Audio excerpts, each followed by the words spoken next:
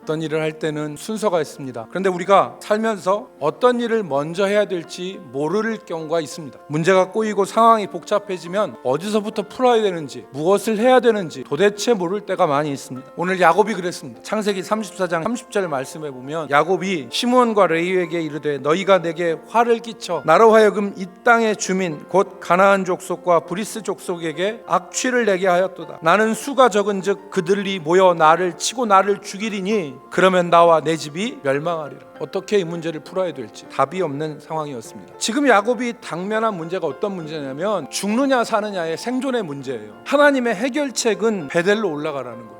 그리고 거기서 제단을 쌓으라는 것입니다. 1절 말씀에 내가 내 형 에서의 낯을 피하여 도망하던 때에 내게 나타났던 내 하나님께 거기서 제단을 쌓으라. 베델은 야곱이 하나님을 만난 곳입니다. 이 말씀은 하나님께서 야곱에게 예배의 회복, 하나님과의 관계의 우선성을 말씀하신 거예요. 첫 번째, 인생의 모든 문제에 있어서의 첫 단추가 예배다. 우리 삶에서 하나님과의 관계 그리고 그 하나님께 나아가는 예배의 모습이 바로 서 있지 않으면 우리의 인생은 첫 단추가 잘못 채워진 것과 같은 현상이 일어납니다. 이렇게 노력해도 저렇게 노력해도 문제가 도통 해결되지 않는 때가 있습니다. 그 이유는 근본적인 인생의 문제가 해결되지 않았기 때문에 그렇습니다. 그래서 하나님은 지금 야곱에게 베델로 올라가서 제단을 쌓으라고 말씀하신 것입니다.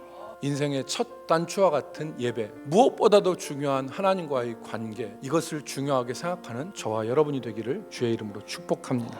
두 번째, 예배는 자기 혁신이다. 예배는 두 축으로 이루어졌다고 볼 수 있습니다. 하나가 어떤 축이냐? 하나님에 대한 굶주림으로 인하여서 예배하는 자가 하나님께 나아가는 것이 한 축이고, 다른 하나는 우리를 사랑하시는 하나님이 우리에게 주시는 은혜가 예배의 또 다른 한 축입니다. 그래서 예배는 이 두 축이 이루어져서 온전한 예배가 되는 것입니다. 오늘 본문 말씀에 보면 야곱이 자기 식구들을 불러 모아놓고 말합니다. 그것이 2절 하반절입니다. 너희 중에 있는 이방 신상들을 버리고 자신을 정결하게 하고 의복을 바꿔 입으라. 참된 예배는 우리 자신을 새롭게 합니다. 참된 예배는 우리 자신을 정결하게 합니다. 하나님 앞에서 자기를 새롭게 하는 예배 가운데 있는 사람은 날마다 새 마음을 주시는 은혜를 덧입게 되는 것입니다. 세 번째, 마지막으로 예배는 엘베델의 은혜다.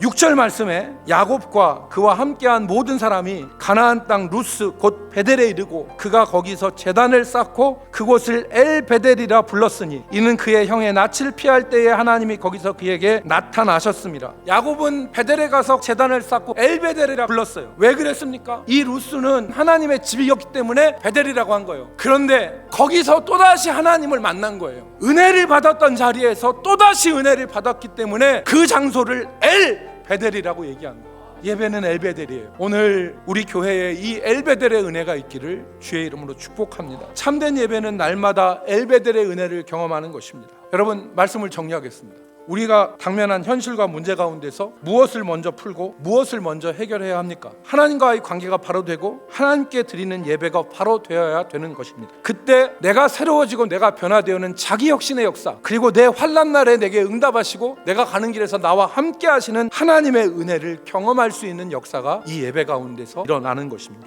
새해에는 우리 대전남북교회 모든 성도들이 이 예배에서 승리하시고 하나님과의 관계 속에서 막힘이 없기를 주의 이름으로 축복합니다.